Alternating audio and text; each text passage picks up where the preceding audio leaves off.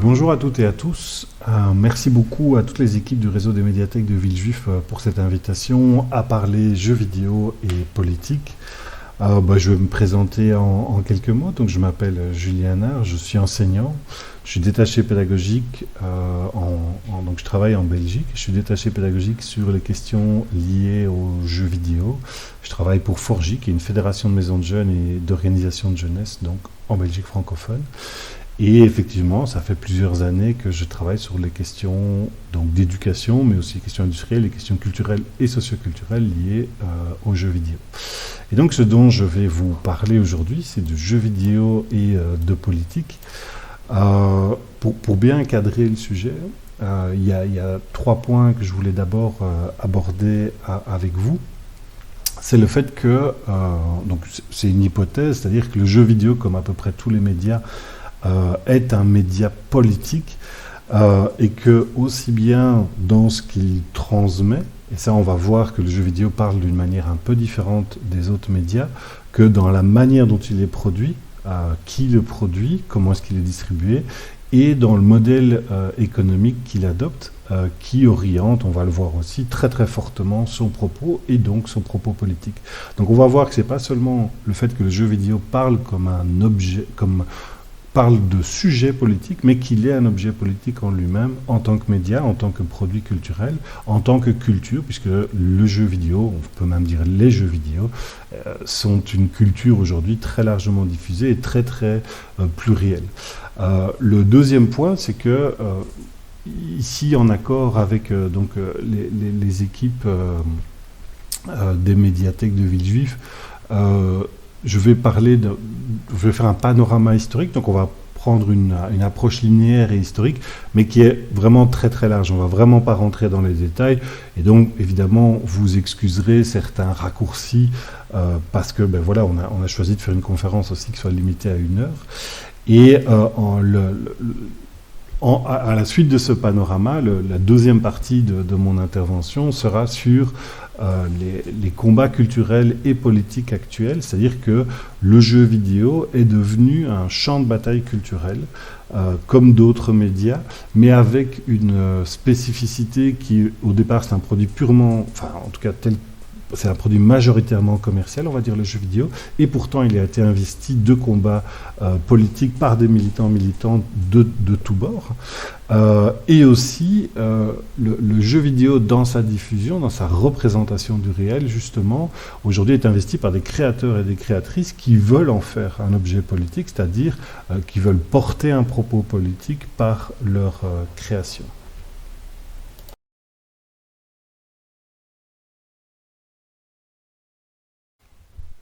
Après cette petite introduction, je vais vous parler de l'histoire du jeu vidéo et des enjeux politiques qu'elle abrite et qui vont s'y déployer. Donc les origines du jeu vidéo, elles sont encore débattues, même s'il y a aujourd'hui plus ou moins un accord entre historiens et historiennes du média pour dire que le jeu apparaît à la suite de la Deuxième Guerre mondiale et qu'il apparaît en résultant du gros travail de recherche sur le numérique, sur la création du numérique pendant la Deuxième Guerre mondiale. Et donc il apparaît dans des laboratoires qui sont des jonctions entre les universités et l'armée, essentiellement américaine, même si la plupart des pays du monde vont faire des recherches à peu près similaires sur ces questions-là, la plupart des grandes puissances en tout cas de l'époque. Et donc à la fin de la Deuxième Guerre mondiale, dans ces laboratoires, on va créer les premiers ordinateurs et on va rassembler des ingénieurs qui vont essentiellement travailler sur des questions militaires sur ces ordinateurs. Et ce qui est vraiment très intéressant, c'est que le jeu vidéo, il naît en fait au départ comme un détournement, un hacking de ces ordinateurs, où donc ces ingénieurs, les étudiants et étudiantes, même si on est dans un milieu qui est très très très masculin, vont utiliser ces ordinateurs qui sont à la base donc faits pour inventer des armes de destruction, vont les utiliser pour fabriquer des jeux pour leur plaisir. Et cette naissance, elle va profondément influencer le média. Et pour reprendre la théorie de Mathieu Triclot, qui a écrit un ouvrage très intéressant sur les jeux vidéo, qui s'appelle Philosophie du jeu vidéo, qui est vraiment un ouvrage majeur de Game Studies dans l'espace francophone. Il lui dit, mais le jeu vidéo est un média qui, comme tous les médias, est profondément influencé par son créateur, le cadre technique dans lequel il est créé et le modèle économique. Et ici, on va voir que pour la naissance du jeu vidéo, c'est évident, c'est vrai à toutes les époques, mais c'est très très évident à sa naissance, c'est que qui sont les créateurs de ces premiers jeux vidéo? Ce sont des hommes blancs, issus des classes moyennes supérieures, très très très éduqués, avec un esprit très tourné vers les sciences appliquées, donc ce sont des ingénieurs, et ils sont inévitablement dans un imaginaire guerrier, puisque ce qu'ils font matin, midi et soir, c'est fabriquer des armes, de nouvelles armes, ou en tout cas des moyens de faire des armes plus destructrices. Et le cadre technique, il est très très contraint, puisque la puissance de calcul des premiers ordinateurs est très très très faible. Et donc, ce qui est frappant quand on voit les premiers jeux, et jusque pendant longtemps, pendant pratiquement une trentaine d'années, c'est que ce cadre technique va fort orienter le jeu vidéo vers une forme d'abstraction. C'est-à-dire qu'il y a très peu de choses qui sont affichées et qu'il faut beaucoup compenser ce qui est affiché par l'imagination du joueur, de la joueuse. Donc c'est l'abstraction aussi bien conceptuelle, les concepts de jeu qui sont mis en place, que visuelle. Et enfin, le modèle économique, on est donc dans un environnement public, avec de l'argent public, et donc il n'est pas question de la question des acheteurs, puisque les personnes qui jouent sont d'autres ingénieurs, et donc ça va aussi influencer évidemment le type de jeu. Ce sont des jeux souvent assez complexes, et ils sont diffusés gratuitement dans cette culture du partage entre les universités qui sont progressivement connectées les unes aux autres.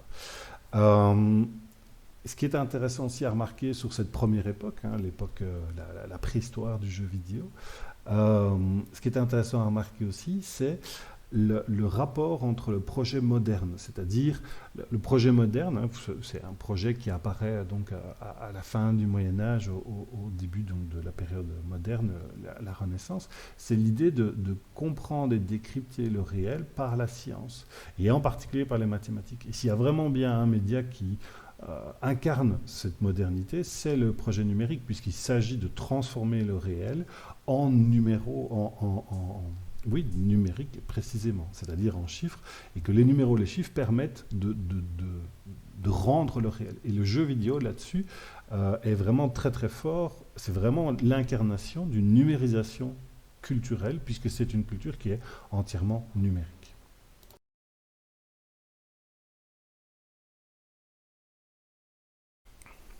Donc on le voit ici, euh, alors qu'il s'agit encore, pendant les 30 premières années de sa vie, mais un peu moins, 25 premières années de sa vie, d'un média qui est plutôt fermé, dans un univers où peu de personnes n'y ont accès, il y a déjà des enjeux politiques dans le cadre dans lequel il a été créé qui vont l'influencer et qui vont l'orienter, déterminer ses propos, déterminer son esthétique, mais aussi qui y a accès et qui peut en créer. Donc vous voyez, le média jeu vidéo, dès les débuts de son existence, est situé socialement. Euh, donc voilà, ça c'est pour les 25 premières années du jeu vidéo. Et puis, au début, à la fin des années 60, début des années 70, ou 70 comme on dit en France, une série de créateurs, de nouveau presque exclusivement des hommes, même si au début de l'informatique grand public, les femmes sont présentes, elles vont progressivement en être exclues, euh, une série de créateurs va chercher à populariser l'informatique pour le grand public, en imaginant un marché, et populariser le jeu vidéo pour le grand public. Et donc là, on arrive dans les années 70 à un changement de position du jeu vidéo qui va devenir donc d'un outil plutôt réservé à une certaine catégorie de la population, les universitaires et les chercheurs, même l'armée, à un média grand public et un média de loisirs. Et ça, c'est très intéressant parce qu'il accompagne la transformation d'une société industrielle en une société de loisirs dans les années 70. Avec l'émergence de différentes consoles, dont la plus connue à l'époque est l'Atari VCS, qui vont chacune rencontrer des succès progressifs, mais très vite très importants. Le jeu vidéo est dès le début un média de masse. Alors avec certains marchés qui sont plus importants que d'autres, mais dès le début, c'est un média qui est prévu pour un très grand nombre. Ça n'a jamais été un média individuel ou presque, même dans les universités, on était déjà sur quand même un nombre d'usagers important. Donc voilà. Et donc ce changement de la transformation d'un média à l'intérieur des universités à un média commercialisé à travers les consoles et à travers les bornes d'arcade, je vais en parler, il se fait en Occident et aussi au Japon. Et le Japon, qui se relève de sa défaite de la Deuxième Guerre mondiale en se transformant en puissance économique. Et il va saisir au bon la possibilité de devenir une puissance mondiale sur les questions technologiques, numériques et du jeu vidéo. Le Japon, des années 70, pendant 20, 30 ans, va être une référence absolue dans le jeu vidéo et encore aujourd'hui reste un acteur majeur du jeu vidéo, même si il est moins une référence qu'il a pu être entre les années 70 et le début des années 2000. Et donc, on voit que le jeu vidéo accompagne le développement de la classe moyenne, la société de loisirs et l'accès aussi, presque la création de l'adolescence. C'est-à-dire que l'adolescence a probablement toujours existé, mais de différentes manières dans différentes civilisations. Mais dans les pays riches, l'adolescence devient, à partir des années 60 et 70, un stade de la vie où on a justement cette possibilité, un certain pouvoir d'achat et cette demande de loisirs. Et donc le jeu vidéo va intégrer ça. Dans ce qu'il propose comme univers, il va beaucoup être lié aux sous-cultures pop. C'est-à-dire que le jeu vidéo, clairement, est beaucoup plus orienté vers les cultures donc pop au sens populaire, mais aussi des cultures de masse et les cultures de genre. S'il fallait le lier au cinéma, on serait plutôt du cinéma d'horreur, cinéma d'action, bien plus que le drame intimiste ou le grand roman dramatique tel qu'il est à l'époque et encore aujourd'hui un genre très très légitime. Et donc comme je l'ai dit, les deux supports principaux pour ce développement, ça va être les consoles de salon, progressivement, mais on va beaucoup plus à la fin des années 70 qu'au début, même s'il y en a déjà très vite, et l'arcade. L'arcade, donc, ce sont des grandes bornes, vous avez peut-être connu ça, des grandes bornes qu'on rassemblait, qu'on mettait un peu partout comme dans les cafés, mais aussi on va créer des salles d'arcade avec ces bornes où on mettait une pièce et on pouvait jouer à un certain temps. Et de nouveau, le média, le cadre technologique vont beaucoup orienter le jeu vidéo, mais là, je m'éloigne un peu du propos. Et donc, le succès va être gigantesque. On dit souvent le jeu vidéo, vous avez peut-être entendu ça dans les médias généralistes, on dit souvent le jeu vidéo a dépassé le cinéma, mais en fait le jeu vidéo, ça fait plus de 40 ans qu'il a dépassé le cinéma. Dès la fin des années 70, le jeu vidéo est un média qui génère plus d'argent que le cinéma et que beaucoup d'autres médias. Et donc le succès est absolument gigantesque. La société qui est vraiment emblématique de ça, c'est Atari. Atari, dans les années 70, c'est un synonyme de jeu vidéo. Mais d'autres sociétés, essentiellement japonaises, vont beaucoup se développer aussi. Namco, Taito, vont créer des titres qui vont avoir énormément de succès et qui vont être représentatifs de ce passage du jeu vidéo à une culture spécifique et réservée, à une culture de masse, même si elle ne touche pas toutes les catégories de la population, on va le voir. Et donc ce passage, il est aussi indicateur d'un sens, au sens de la position sociale du jeu vidéo dans la société, c'est qu'il accompagne la transformation de la société en société de loisirs et il passe aussi d'une culture qui est plutôt fondée sur l'échange libre entre universités, l'échange de programmes, à une culture fondée sur le rapport commercial, puisque vous devez payer pour jouer. L'idée aussi que souvent les universitaires en s'échangeant un programme, ils rajoutaient quelque chose, voire transformer un jeu en un autre jeu. C'est comme ça que les premiers jeux, la variété des premiers jeux s'est créée. Donc ce qu'on pouvait appeler aussi une culture du hacking, c'est-à-dire on va transformer le programme en un produit fermé, clos, puisque le joueur, la joueuse n'a pas d'influence sur le jeu. Elle peut orienter le jeu dans sa pratique, mais elle ne peut pas le changer, n'a pas accès au code du jeu. Et donc on passe d'un produit, de ce produit-là, libre, ouvert, réinterprété par ses usagers à un produit fermé, distribué commercialement et au service du capitalisme, puisqu'il intègre tout à fait les réseaux de distribution culturelle. Et il y a un événement qui va aussi être un indicateur de ça, c'est le rachat de Atari par Warner, Warner Bros., donc l'énorme studio de cinéma américain, et qui montre bien que le jeu vidéo, tout de suite, quand il devient un produit commercial, rentre dans le circuit capitaliste sans difficulté et en devient pleinement partie. Et d'ailleurs, c'est ce qu'on peut voir aussi dans son discours. Le discours dont j'ai dit, où on est plutôt sur des cultures pop et populaires, le jeu vidéo est très très attaché dans ses débuts à plutôt socialement à des milieux populaires. Les salles d'arcade sont pas fréquentées, enfin, sont fréquentées par certaines catégories de la population, mais plutôt les classes populaires. C'est aussi plutôt un média de foire, d'attraction. Et ces discours de jeux d'action, de jeux d'horreur, etc., ne sont pas du tout des discours contestataires. Au contraire, ce sont des discours souvent assez intégrés à une culture globale capitaliste.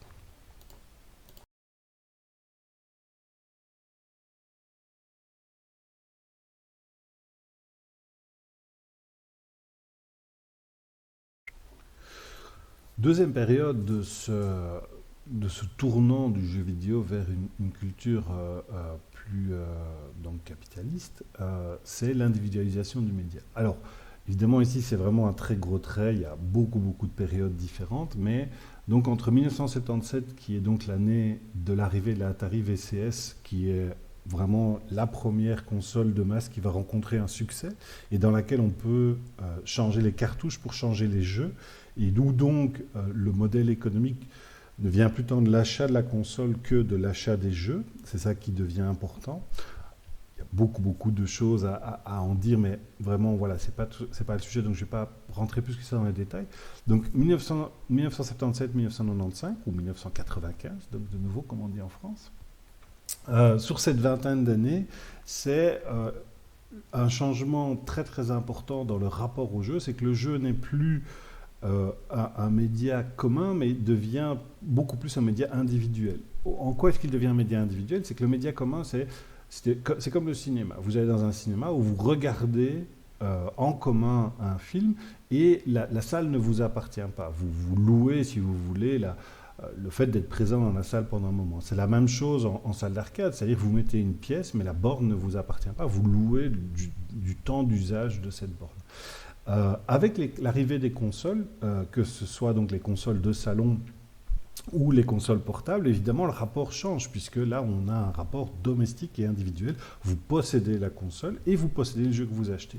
Il y a aussi un autre acteur qui va beaucoup jouer un tout petit peu plus tard, plutôt au début des années 80, sur cette individualisation du média, c'est le PC, donc Personal Computer, donc la micro-informatique, comme on disait à l'époque, qui va énormément se développer en Occident et au Japon, et va vraiment, particulièrement dans les années 80, se retrouver dans beaucoup, beaucoup de domiciles. Alors de nouveau, pas dans tous les domiciles, hein, le média n'est de nouveau pas neutre en termes de classe sociale, et donc il n'est pas neutre aussi en termes de personnes à qui il s'adresse, et de public, puisque c'est un public commercial, c'est-à-dire que le média existe en fonction de ses acheteurs, de ses consommateurs. Donc on est plutôt quand même, particulièrement sur la micro-informatique, sur un public soit qui travaille dans le secteur, soit qui est plutôt sur les classes moyennes, voire classes moyennes supérieures, vu le coût d'un micro-ordinateur, d'un PC à l'époque. Les consoles sont un peu plus accessibles, même si ça représente un budget tout à fait conséquent. Et les jeux, par contre, eux, sont vraiment beaucoup plus chers. Alors donc, on rentre dans une autre étape, une autre place du jeu vidéo dans la société. On passe d'un jeu commun à un jeu domestique. Alors, le rapport a changé, je l'ai dit. Et ce qui est intéressant aussi, c'est qu'on va voir apparaître les premières polémiques. C'est-à-dire que le jeu vidéo ayant eu pas forcément bonne presse précédemment dans les salles d'arcade, Ici, l'arrivée à domicile et sa plus grande accessibilité quelque part va faire que d'autres acteurs de la société vont s'y intéresser et vont le remettre en question. Et le jeu va générer ce qu'on appelle des paniques morales, c'est-à-dire vraiment l'inquiétude. Et donc, une des premières polémiques, ça va être la question de la violence. Les jeux incitent à la violence. Cette polémique, elle va durer un moment. Elle est résolue qu'au milieu des années 2000, où la recherche unanimement dit, ben voilà, il n'y a aucun lien entre une violence physique, une agressivité physique et la pratique du jeu vidéo. Mais elle va l'accompagner. Et donc, elle montre aussi qu'on passe d'un média qui est plutôt de niche à un média qui devient massif, en tout cas touche beaucoup plus de public, il a toujours été de masse, mais il devient massif dans la société et inquiète ceux qui le voient débarquer et ne le comprennent pas. Il y a aussi une question générationnelle qui joue, mais ici c'est pas non plus le sujet. Donc il y a une inscription dans la société, donc une inscription politique à nouveau, qui se fait via cette polémique. Et elle va avoir une influence sur la culture, puisque cette culture jeu vidéo va se considérer pendant très longtemps comme une forteresse assiégée. C'est-à-dire que les personnes qui la pratiquent se voient comme critiquées par le reste de la société et donc rejetées. Et vont considérer qu'ils ont quelque chose à défendre et quelque chose qui n'est pas compris. Cette idée aussi que nous sommes dans notre culture et que autour de nous, les gens ne comprennent pas ce qui se passe, voire nous veulent du mal. Et donc il y a cette idée aussi, il faut les rejeter. Ce qu'on verra, qui aura très très vite des conséquences sur le fait aussi d'un resserrement de la variété des joueurs et des joueuses, où on a une culture qui initialement est quand même un peu plus ouverte que ça dans les praticiens et praticiennes, pas les créateurs et créatrices, on l'a vu. Donc, il n'y a pas de question forcément de genre du jeu vidéo au début. Et puis, dans les années 80, il va vraiment avoir un resserrement autour du genre masculin. Clairement, le jeu vidéo devient un média masculin, à la fois par cette idée de forteresse assiégée, mais aussi par le marketing. Le marketing va beaucoup jouer là-dessus, en insistant sur cette masculinité, voire même, on diffuserait certaines publicités, clairement une masculinité toxique, l'idée d'une agressivité, d'une compétition, d'une exclusion, d'une virilité, qui sont tous des enjeux mis en avant par le marketing, mais tout à fait relayés par les joueurs qui se sentent effectivement comme ça et qui adhèrent à ces modèles-là. Il y a la figure, si vous voulez, du gamer qui va émerger. On peut aussi noter que, comme je l'avais dit juste avant, le Japon devient une référence du jeu vidéo, avec Nintendo en particulier, qui va clairement dominer le secteur pendant pratiquement une vingtaine d'années. Et de toute façon, il sera relayé 1995-1995, l'année donc de fin de cette période, c'est l'arrivée de Sony et de la PlayStation, qui est un autre acteur japonais. Donc vraiment l'importance du Japon, et l'idée aussi, et ça c'est on en parle peu et pourtant c'est tout à fait important, l'idée d'un soft power. Le Japon va développer indirectement, je pense qu'il n'y a pas, il ne me semble pas avoir jamais vu que c'était une volonté du gouvernement japonais, mais il va développer un soft power, c'est-à-dire une influence de sa culture à travers le jeu vidéo, qui va devenir une entrée très très forte, comme le manga le deviendra un peu plus tard, une entrée très très forte dans la culture populaire, en tout cas japonaise, et une manière justement d'influencer le reste du monde grâce aux jeux vidéo. Un autre aspect de cette époque qui est particulièrement marqué d'un point de vue politique, c'est l'importance des cultures occidentales. C'est-à-dire que même si on l'a vu, un des principaux acteurs du jeu vidéo est le Japon, en fait il va beaucoup se référer à des cultures occidentales qui deviennent une référence pour tous et toutes, et donc on va faire des jeux, quelque part on ferait des jeux qui pourraient tous être américains, la culture américaine devient la référence, mais ces jeux sont diffusés mondialement, ils sont joués mondialement, essentiellement grâce à l'influence de la télévision et du cinéma qui sont, alors moins aujourd'hui, mais en tout cas très très fort dans ces années-là, dans ces 2 décennies-là, clairement l'influence majeure du jeu vidéo qui s'y réfère pour puiser des codes culturels qui sont faciles à reproduire et auxquels le public va facilement s'identifier et que va facilement reconnaître pour pouvoir vouloir acheter le jeu. Et puis alors, les années 80 sont marquées avec l'élection de Ronald Reagan et de Margaret Thatcher par ce qu'on a appelé la révolution conservatrice. Et cette révolution conservatrice, de manière très intéressante aussi, elle va se retrouver dans les jeux vidéo. C'est-à-dire que les valeurs qui sont mises en avant par la révolution conservatrice, l'individualisme, le retour d'une virilité classique, l'idée de la réalisation de l'individu à travers son combat, sa lutte, la compétition, tout ça se retrouve dans le jeu vidéo. Et le jeu vidéo, il en a gardé l'image encore aujourd'hui, serait un média d'individus qui luttent contre d'autres plus nombreux et dans lequel il ne peut y avoir qu'un vainqueur et dans lequel ce qui compte c'est la victoire, la domination, le fait d'être fort et de s'imposer aux autres. Pour avoir, dans ma pratique professionnelle, fait pas mal d'ateliers avec des personnes, des adultes et même parfois des seniors, des personnes qui n'ont jamais joué, une de leurs principales difficultés, c'est vraiment de dire je suis nul, je ne suis pas fort et donc je ne peux pas jouer parce que le jeu vidéo est par nature un média compétitif, alors qu'en fait, ça n'est qu'une des facettes du jeu vidéo, mais c'est celle qui s'est beaucoup développée dans ces années-là et qui reste aujourd'hui encore très très prégnante.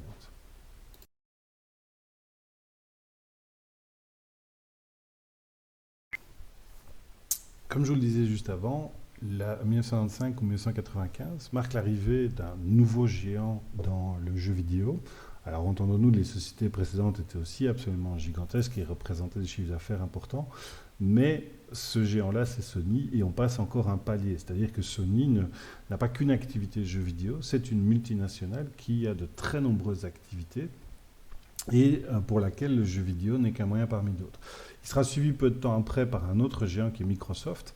Et là, ces deux acteurs, et puis d'autres acteurs par la suite, on le verra, montrent aussi que le jeu vidéo est devenu un moyen au service d'autres objectifs. C'est-à-dire que le jeu vidéo n'est plus seulement une industrie qui génère beaucoup d'argent, c'est tout à fait le cas, mais qui serait une industrie fermée sur elle-même, même si on a vu que très tôt, il y avait des liens avec d'autres industries, notamment celle du cinéma, mais devient aussi un moyen pour imposer dans l'espace domestique, au sein des familles, imposer du matériel et donc des espaces de vente clos. C'est-à-dire que très vite, au début des années 2000, avec l'arrivée du haut débit dans les pays riches, l'idée c'est que votre console, mais aussi votre ordinateur, deviennent des endroits dans lesquels vous allez essentiellement exercer votre pouvoir de consommateur. Et donc il s'agit pour Sony, Microsoft et d'autres sociétés de capturer ces espaces de consommation et d'en faire des espaces clos, d'en faire des marketplaces, des marchés, où chaque fois que vous achetez un service, bien, ces sociétés perçoivent une partie donc, de l'argent dépensé, puisqu'elles ont mis en place le marché. Et donc là, on voit que le jeu vidéo devient ce qu'on appelle un produit d'appel, mais aussi génère des endroits numériques pour consommer. Le fait aussi que le public visé n'est plus seulement un public enfant et adolescent, mais de jeunes adultes, montre aussi un changement de la place du jeu vidéo dans la société et que le jeu vidéo, clairement, à partir du milieu des années 90, est devenu une culture absolument massive, rejetée, critiquée, avec des gens qui ne jouent pas, qui refuseront de jouer, mais qui va toucher à peu près toutes les catégories de la population. Les polémiques qu'on a évoquées, elles aussi vont se développer et elles vont même inciter, d'un point de vue politique, le législateur à intervenir. C'est-à-dire que ces polémiques sur la violence, au départ, elles sont utilisées plutôt comme un argument marketing par l'industrie, puisque c'est une manière de vendre plus de jeux et même de se donner une image de rébellion qui est tout à fait en phase avec le public visé. Hein. On va d'un public, à ce moment-là, le public visé, c'est 12 ans jusqu'à 25-30 ans. Et donc cette image de rébellion, elle est tout à fait travaillée dans les publicités, mais l'industrie, évidemment, en voyant le législateur proposer des premières lois pour encadrer le jeu vidéo, va mettre en place une stratégie d'auto-législation, d'auto-régulation, avec la création d'institutions dont cela devient le rôle de créer ce cadre.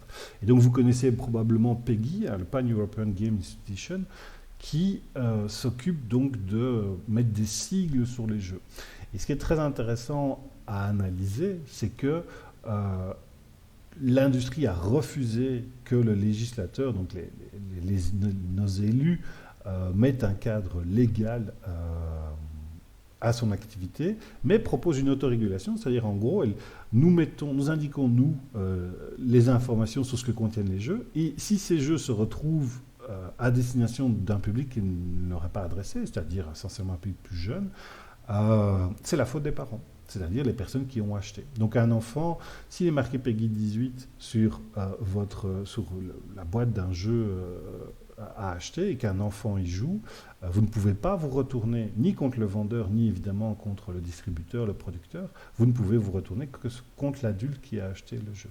Donc ça, c'est évidemment, c'est frappant aussi parce que ça montre bien que la place sociale et le lobbying politique de l'industrie ont trouvé aux jeux vidéo une place qui est tout à fait à part dans les industries culturelles. Les autres industries culturelles sont encadrées par un cadre législatif qui, lui, peut être très très lourd. Je pense par exemple à la pornographie. Et là, on se rend compte que les jeux vidéo a réussi à mettre ça. Ça montre aussi que le jeu vidéo, en tant qu'industrie commerciale, n'est pas une industrie neutre et défend ses intérêts. Euh, donc ça, c'est pour l'autorégulation. On notera aussi au passage que l'industrie met en avant aujourd'hui, toujours dans ces... On n'est plus sur les polémiques de violence, mais plutôt sur les polémiques d'addiction, l'idée que les jeux vidéo a des vertus éducatives. En France, par exemple, vous avez une institution qui s'appelle Pédagogeux et qui est financée par les différents syndicats du secteur, enfin les syndicats des éditeurs, les syndicats des créateurs, pas les syndicats des travailleurs, pour justement défendre en gros l'industrie à travers l'idée qu'elle aurait des vertus éducatives qui sont vraies mais qui pourraient se discuter.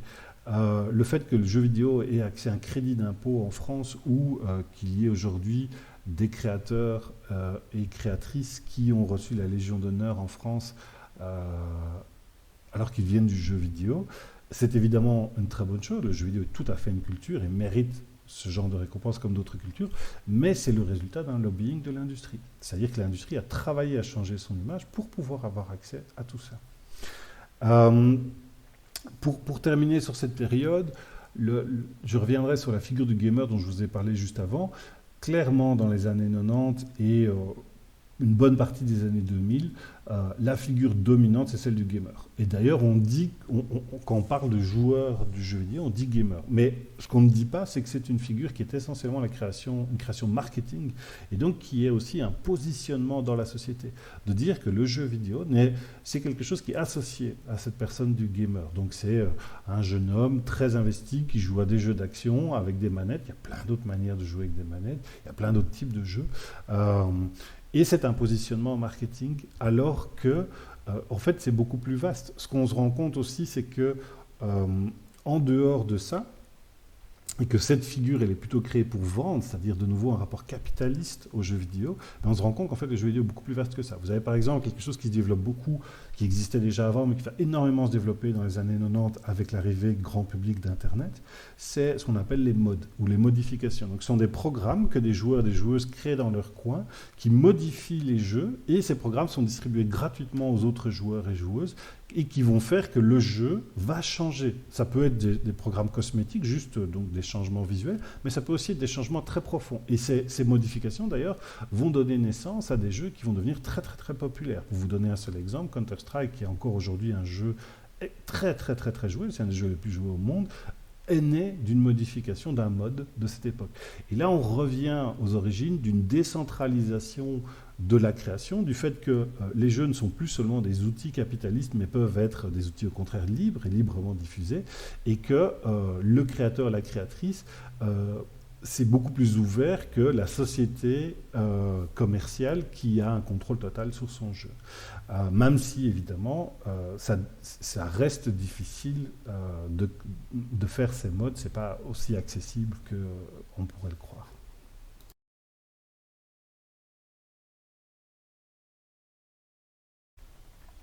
Voilà, je vais aller un peu plus vite ici, je vais un peu accélérer parce que je me rends compte que je suis déjà un tout petit peu en retard dans le temps qui m'est accordé, que je risque de dépasser l'heure qui m'a été accordée initialement.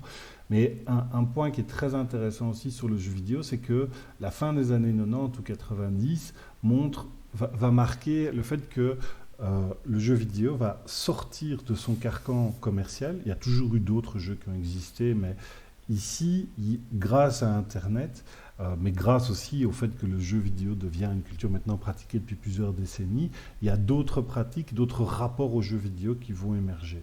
Donc vous avez ici l'illustration, cette image, elle vient du travail de mon équipe au Quai-10. Donc le Quai-10, c'est un centre, on va dire un espace culturel à Charleroi, au sud de la Belgique, où j'ai travaillé pendant plusieurs années, où j'ai dirigé et créé cet espace, et où on a créé un espace permanent d'exposition jeux vidéo, et où voilà, on a essayé de mettre en place les moyens que tous les publics puissent avoir accès à tous les jeux vidéo, ou en tout cas une grande variété.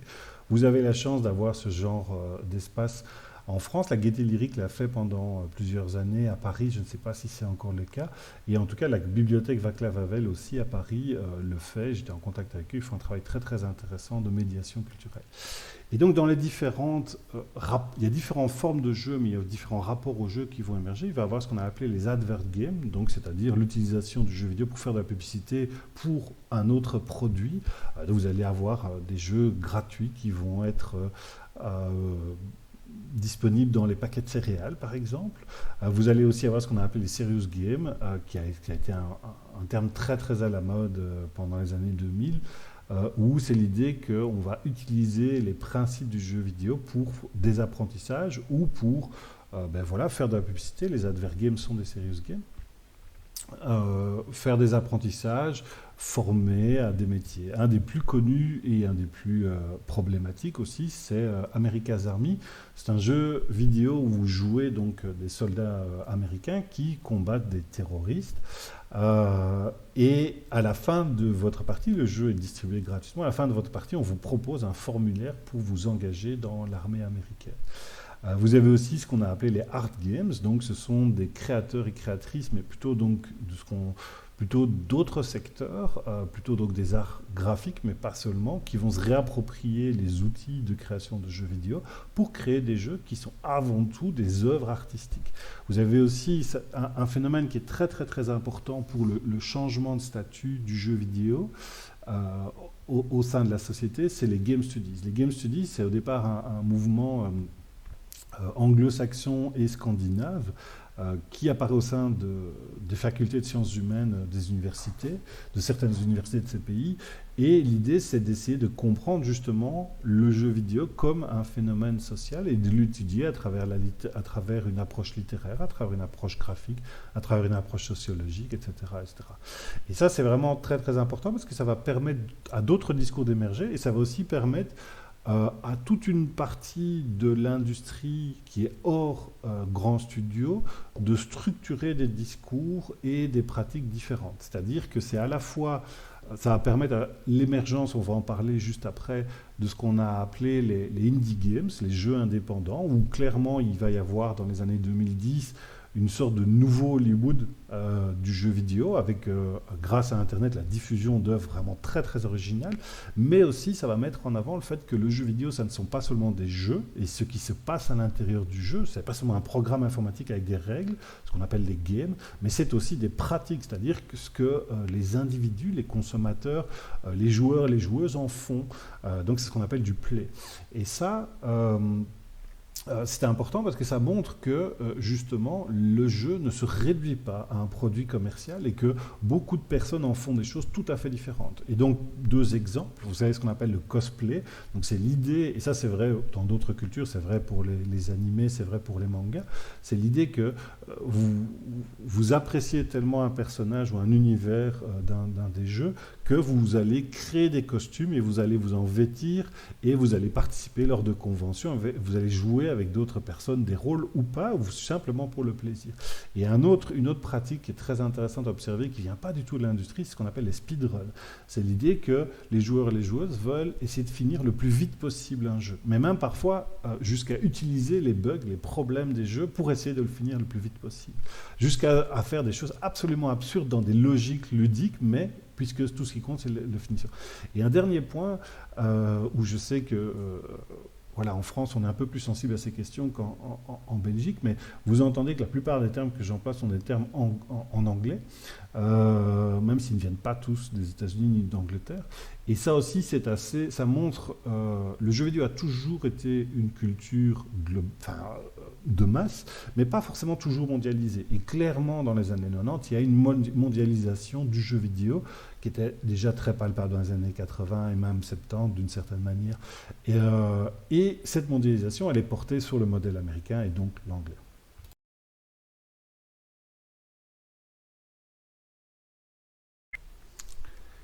Et donc pour conclure ce panorama historique, ce qu'on peut observer ces 20 dernières années, c'est clairement que le jeu vidéo est dorénavant absolument partout, sur tous les médias. J'allais dire sur tous les médias numériques, mais tous les médias aujourd'hui sont numériques ou presque.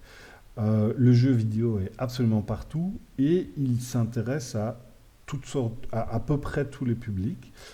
Et il est excessivement varié. Il ne se réduit pas du tout à ce qu'on pouvait avoir à une époque comme idée, donc avec la figure du gamer.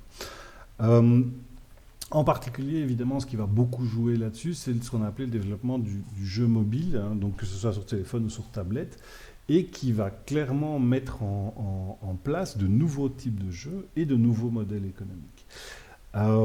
Je ne vais pas beaucoup insister, mais ces modèles économiques, après je vais faire le lien avec justement l'environnement politique, les conséquences politiques, mais les jeux vidéo sur mobile, il va essentiellement avoir comme influence, une chose, c'est que le modèle principal qui va se développer, c'est ce qu'on appelle le free-to-play, c'est-à-dire ce sont des jeux qui sont gratuits à télécharger et auxquels vous pouvez jouer gratuitement, mais le jeu, évidemment, en fait, reste un objet commercial et donc doit de toutes sortes de manières vous faire payer d'une manière ou d'une autre. Et donc ces free-to-play sont de différents genres, mais une bonne partie, on va dire, pousse le joueur à payer. C'est-à-dire qu'en gros, ils vont déclencher une forme de frustration, ils vont favoriser de toutes sortes de manières les joueurs et joueuses qui ont payé, voire ils vont bloquer les joueurs et joueuses qui n'ont pas payé.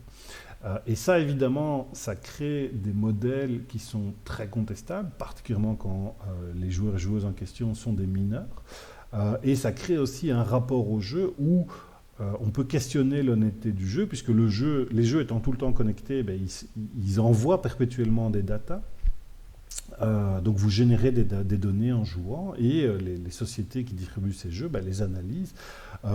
Ces sociétés aussi très souvent vous demandent d'avoir accès à toutes les données de votre téléphone, donc elles vous volent vos données et quelque part elles vous font travailler pour elles puisque en jouant vous produisez des données qui ont de la valeur et ces données sont utilisées contre vous pour vous inciter à payer d'une manière ou d'une autre. Et donc voilà, tout ça sont des modèles. Alors tous les jeux ne font pas ça, tous les jeux le font à des degrés plus ou moins divers, mais ce sont clairement des modèles économiques qui posent question et dont la régulation, la régulation publique aussi pose question. La Belgique a été le premier pays au monde il y a quelques années à interdire ce qu'on appelle les loot boxes. Donc c'était, si vous voulez, des boîtes que vous pouviez acheter dans les jeux, mais vous ne saviez pas ce qu'il y avait dedans, il y avait des avantages plus ou moins importants. Vous pouvez les gagner aussi, mais évidemment ça mettait beaucoup plus de temps que si vous les achetiez. Et donc, elle les a interdits en considérant que c'était du jeu d'argent et que le jeu d'argent est interdit pour les mineurs. D'autres pays ont suivi, mais il y a toujours des débats actuels. Et donc là, on se rend compte qu'en fait, les deux principales problématiques qui se sont développées autour du jeu vidéo, la violence et l'addiction, sont des débats publics tout à fait normaux, on peut les poser. La science aujourd'hui, sur la violence à trancher, sur l'addiction, il n'y a pas de preuves scientifiques évidentes qu'il y a une addiction au jeu vidéo. Les débats aujourd'hui portent plutôt sur le fait que le jeu vidéo, il y a ce qu'on appelle un usage problématique et que le jeu vidéo serait plutôt un symptôme qu'une cause. Mais en tout cas, le fait que la question des modèles économiques, qui est quand même très très très problématique, ne soit pas au cœur des débats publics autour du jeu vidéo, montre quand même quelque chose d'intéressant sur le fait que c'est un objet social, c'est un objet politique, mais est-ce qu'on pose les bonnes questions dessus? Et voilà, ça c'était la parenthèse sur les questions économiques, mais qui sont vraiment cruciales. Et le jeu vidéo va se répandre aussi durant ces 2 décennies. Il va se répandre grâce au téléphone, grâce au mobile, mais aussi grâce à d'autres types de jeux. Il y a un jeu en particulier qui va vraiment être l'incarnation de l'ouverture du jeu vidéo à d'autres publics et d'autres manières de jouer, c'est Minecraft, qui est une sorte de Lego, un univers Lego dans lequel vous pouvez construire absolument tout ce que vous voulez. Et le rapport du jeu, c'est plus tant de vaincre, c'est pas tant d'être le plus fort ou quoi que ce soit, c'est vraiment la construction. Et Minecraft, qui a plus de 10 ans aujourd'hui, continue à avoir un succès tout à fait étonnant. Peut-être pour terminer sur le volet politique, le jeu vidéo, par son rapport au capitalisme, étant essentiellement un objet capitaliste, et donc dont l'objectif est de générer des profits, de générer toujours plus de profits, de sociétés qui aujourd'hui sont pour les plus grandes toutes cotées en bourse, justement pose question d'un point de vue politique dans la manière dont une partie en tout cas, pas tous hein, bien sûr, mais ceux qui sont fondés sur des modèles économiques où ils génèrent plus d'argent en poussant à l'achat dans les jeux, pose clairement question d'un point de vue éthique sur voilà, quelle est la place du jeu, quelle est la place du divertissement, comment est-ce qu'un divertissement dont l'objectif est un divertissement, une culture dont l'objectif est le profit peut devenir tout à fait différent de ce qu'on peut avoir comme idée de divertissement, et particulièrement du jeu. Ça questionne aussi des pratiques qui sont des pratiques, par exemple, aussi questionnables que celles de certains réseaux sociaux comme Facebook. Et en réaction à ça, on retrouve justement d'autres jeux avec des modèles beaucoup plus sains, beaucoup plus éthiques, aussi bien dans leurs propos, qui vont traiter d'autres sujets que toujours ces sujets, donc des sujets très rebattus, très classiques, plutôt des gros budgets, et des jeux à petit budget qui vont avoir une énorme variété de sujets et aussi des pratiques beaucoup plus saines dans leur modèle économique.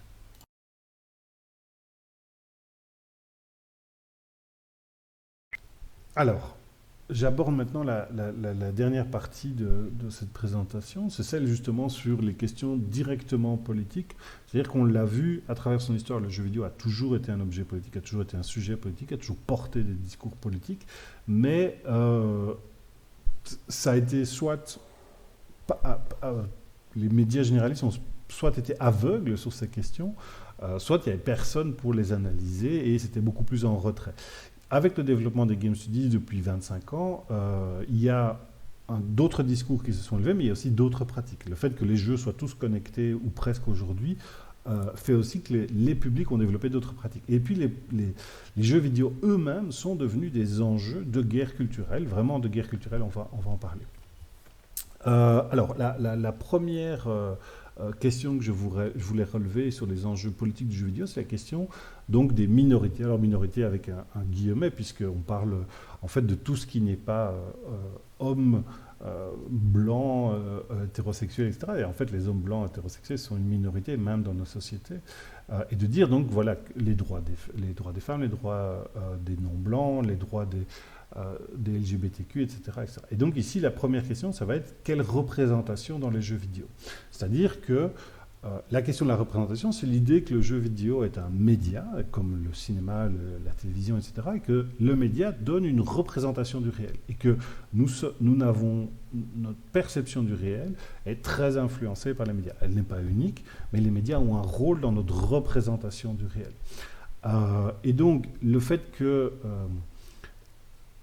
la représentation dans les jeux vidéo, étant donné qu'ils sont devenus aussi beaucoup plus photoréalistes, réalistes graphiquement, qu'est-ce que cette représentation dit? Et pendant très longtemps, étant donné que ces jeux, essentiellement les gros jeux commerciaux, avaient l'idée qu'il n'y avait qu'un seul public, hein, le jeune homme de 12-30 ans, blanc, hétérosexuel, etc., donnait une représentation très, très, très, très agressive de tout ce qui sortait de ce cadre-là. Donc les femmes étaient objectivés sexuellement.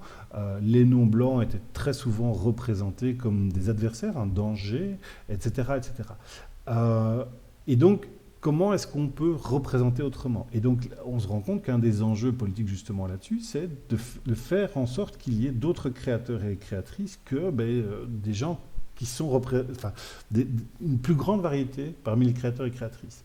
Autre question des représentations, ce qui est intéressant, c'est que la représentation de la politique au sein des jeux vidéo, justement, est un vrai enjeu. Les jeux vidéo étant des médias majoritairement commerciaux, mais pas que, on l'a vu, il y en a vraiment beaucoup, beaucoup d'autres, et d'autres modèles qui existent. Euh, Surtout les jeux des très grosses sociétés, on va dire qu'il y a 15, 20, 30 sociétés dans le monde qui font les jeux qui se diffusent le plus, ils ont très souvent une représentation très traditionnelle, conservatrice et évidemment capitaliste du réel. C'est-à-dire que les autres modèles de société, il ne s'agit pas, j'emploie beaucoup le mot capitalisme, mais il ne s'agit pas de dire, voilà, il faudrait plus de jeux communistes. Après tout, pourquoi pas, mais il y en a très peu de toute façon. C'est de dire qu'il y a d'autres modèles qui existent, d'autres modèles politiques, d'autres modèles économiques qui existent. Et ces autres modèles sont très peu montrés dans ces jeux, qui au contraire ont plutôt tendance à valoriser des modèles plus conservateurs. Un exemple d'un jeu qui a énormément de succès, dont on va parler juste après, c'est Call of Duty. Call of Duty, clairement, est un jeu très conservateur. Et donc, dans la représentation politique, comment est-ce que justement on représente d'autres choses? La représentation des autres modèles politiques, la représentation de ce qu'on appelle les minorités, d'en donner une représentation plus variée, plus ouverte, plus positive aussi, au sens où, comme dans les jeux un peu plus anciens, ces personnes étaient représentées plutôt de manière négative ou réductrice, plus réaliste peut-être, plus variée. Et puis alors, il y a aussi quelque chose qui est un sujet qui était encore inexistant il y a 5 ans et qui aujourd'hui est au cœur même de certaines stratégies marketing de très grosses sociétés, c'est la question de l'intégration des différentes formes de handicap, que ce soit les handicaps visuels, les handicaps moteurs, les handicaps mentaux, etc. etc. Et ça, c'est intéressant que ce soit dans la représentation, mais aussi l'intégration, c'est-à-dire l'accessibilité. Comment est-ce qu'on fait en sorte que les jeux soient plus accessibles à plus de public? Et que les différentes personnes porteuses de handicap, et on parle quand même alors ça va dépendre de la définition, mais on parle en Europe de 15, 20, 25% de la population qui serait exclue de l'accès à cette culture pour des questions d'accessibilité. Donc voilà, là clairement, ce sont des enjeux politiques à la fois de représentation et d'accessibilité qui sont absolument évidents et qui sont aujourd'hui très très discutés dans les médias et sur les réseaux sociaux.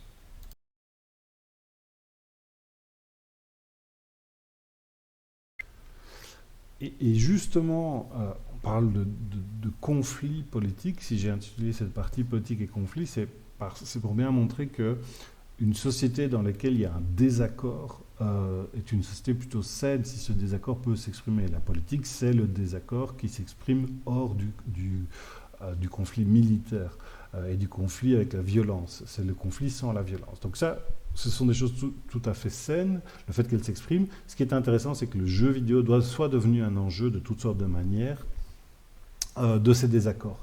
Et donc, on a vu que la question de la représentation des minorités, que ce soit une représentation de modèles politiques, une représentation des minorités au sein de la société, dont notamment les personnes porteuses de handicap, posait de vrais enjeux, de vrais désaccords au sein de l'industrie et au sein des joueurs, des joueuses et sur les réseaux sociaux.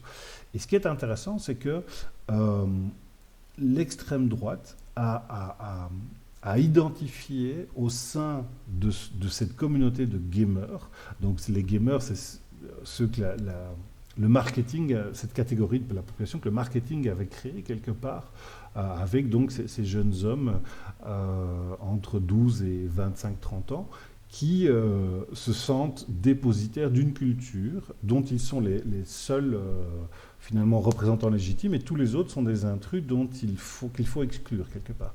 Et que cette communauté était très très très investie de ce sentiment justement de dépossession progressive de leur culture jeu vidéo. C'est-à-dire que le jeu vidéo a pendant très longtemps été centré sur leurs pratiques, leurs habitudes, ne leur a parlé qu'à eux, et puis aujourd'hui ils découvrent que les jeux vidéo sont bien plus variés, bien plus ouverts, notamment en résultant de décennies de désaccords publics, et que l'industrie change, et qu'il y a au sein de cette communauté dite de gamers une très grande colère contre ces changements. Et c'est tout à fait documenté. Steve Bannon, donc, qui était un des conseillers de Donald Trump, a tout à fait identifié au sein donc, de ces communautés ce sentiment de colère et a capitalisé dessus pour générer des groupes de soutien à la campagne de Donald Trump. Notamment à travers, donc en 2014, il y a ce qu'on a appelé le scandale du Gamergate, qui est donc pris naissance sur les réseaux sociaux et s'est beaucoup développé dessus, mais a pris après une ampleur absolument gigantesque. Le Gamergate, c'était un scandale où des joueurs dénonçaient une créatrice qui aurait eu des relations sexuelles avec un journaliste et le journaliste aurait fait un article positif sur son jeu. On parle d'un jeu qui était distribué gratuitement et le Gamergate, très vite, de cette critique est devenu en fait la dénonciation du fait qu'il pourrait y avoir des idées progressistes ou de gauche dans des jeux vidéo et que les jeux vidéo ne seraient plus seulement des jeux très conservateurs.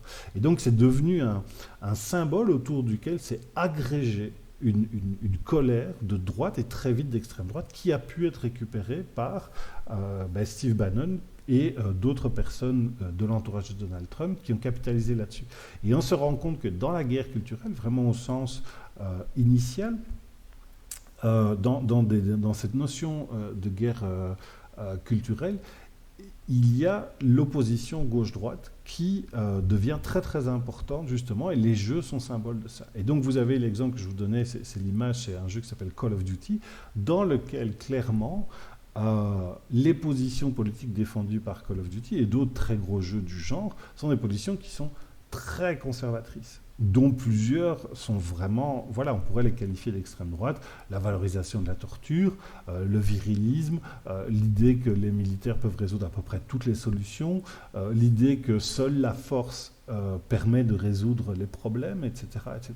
Et donc les jeux sont devenus à la fois ils l'ont toujours été en fait, ils ont toujours exprimé des positions politiques et ils sont devenus des enjeux de lutte culturelle entre bien certainement la gauche et la droite, même si politiquement aujourd'hui en Europe on sait bien que ce sont des termes qui sont un peu démonétisés, mais en tout cas sur les réseaux sociaux, clairement il y a une opposition de gauche et de droite autour de ces questions.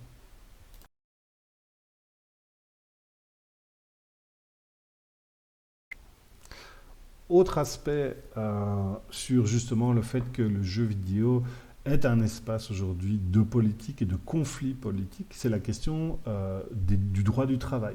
C'est-à-dire que le jeu vidéo est une industrie, donc c'est aujourd'hui vraiment une très importante industrie. Alors son chiffre d'affaires, c'est assez variable, mais il est très très important. C'est probablement la troisième ou quatrième plus grande industrie culturelle mondiale derrière la télévision.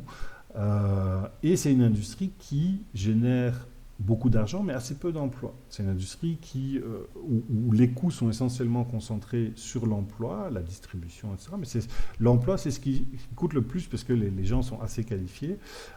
Et un jeu, aujourd'hui, un gros jeu demande beaucoup de temps et donc beaucoup de main-d'œuvre. Et malheureusement, il y a beaucoup, beaucoup de candidats pour travailler dans l'industrie et relativement peu de postes finalement. Et donc ça crée une concurrence qui est très très forte et des pratiques du travail qui sont, beaucoup sont illégales quand on les compare avec d'autres industries. Notamment une pratique qui est celle du crunch, c'est l'idée de travailler jusqu'à l'épuisement, de travailler jusqu'à ce que le jeu soit fini en fait, sans plus en dormant sur place, etc.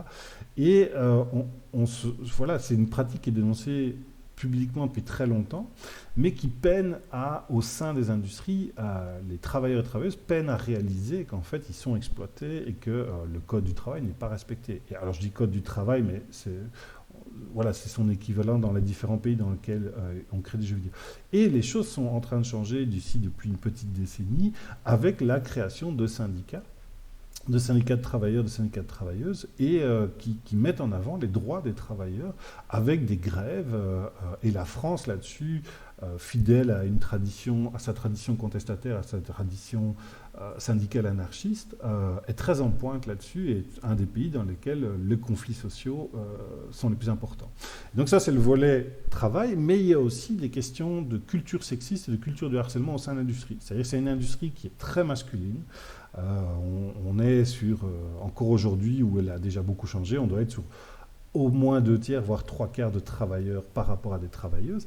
Et il y a effectivement, c'était encore pire avant évidemment, et il y a une vieille tradition sexiste avec régulièrement des scandales qui sortent publiquement. Et donc de nouveau, voilà, les travailleurs et travailleuses aujourd'hui se battent pour changer cette culture et essayer justement de changer cette tradition du sexisme et du harcèlement au sein de l'industrie.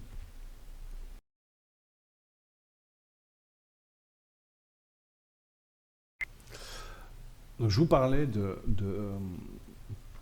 conflits culturels, d'opposition culturelle. En fait, ici, je vais reprendre le concept de Gramsci, donc, qui est un philosophe italien du XXe siècle, qui est le concept d'hégémonie culturelle. Alors Gramsci, lui, il s'inscrit dans le communisme, hein. Il s'est pensé comme un penseur communiste, même s'il il a eu assez vite des problèmes avec la ligne officielle du Parti communiste. Mais il a créé cette idée d'hégémonie culturelle où, pour lui, avant de pouvoir prendre le pouvoir politiquement, il faut prendre le pouvoir culturellement. Et donc, il faut que les idées de votre camp politique soient dominantes dans la scène publique. Et aujourd'hui, et de manière assez dramatique d'ailleurs, ce sont des idées qui sont reprises par l'extrême droite, et clairement l'extrême droite en Europe, et en particulier en France. Hein. Je pense que vous subissez aujourd'hui en France une campagne présidentielle qui est quand même très très très marquée par les idées d'extrême droite et à part des partis ou des personnes qui ont repris cette idée d'hégémonie culturelle, c'est-à-dire on impose d'abord nos idées et comme les idées vont percoler dans toute la société, eh bien alors le pouvoir politique nous tombera entre les mains. Et le jeu vidéo, justement, fait partie de cette lutte culturelle. Et de dire que,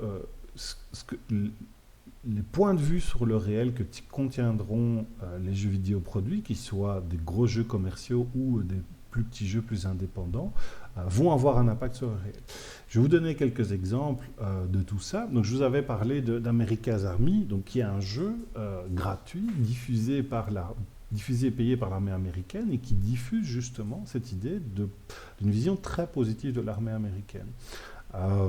L'armée américaine qui a créé une équipe d'e-sports, hein, donc de compétition pour les compétitions de sport sur les jeux vidéo. Et cette équipe e-sport, clairement, a été créée avec des très jeunes gens et elle a été utilisée dans une optique de promotion de l'armée américaine, de promotion de l'engagement. Et ce qui est très intéressant, c'est qu'il y a un peu moins d'un an, lors du lancement de cette équipe, qui s'est fait en ligne, hein, sur Twitch, donc une plateforme vidéo, eh bien, des militants pacifistes et antimilitaristes avaient choisi de participer à ce lancement et de ne cesser de poser des questions donc aux joueurs et joueuses qui rencontraient alors le public en ligne justement sur l'armée, sur les crimes de guerre américains en Afghanistan, en Irak, sur les dépenses de l'armée américaine, qui sont des dépenses à peu près 1 $ sur 3 dans le monde qui est dépensé pour des dépenses militaires, par l'armée américaine. Donc voilà. Et ce qui est frappant, c'est que ces jeunes gens qui avaient décidé donc de militer en ligne pour pourrir l'équipe d'e-sport de l'armée américaine étaient tous et toutes des joueurs et des joueuses. Et c'était politisé par le jeu, par leur communauté aussi, et avaient choisi d'exprimer leur opinion politique à propos du jeu vidéo. Et donc ils considéraient que le jeu vidéo était un espace de lutte culturelle pour imposer d'autres idées, imposer ou en tout cas mettre sur l'espace public d'autres idées.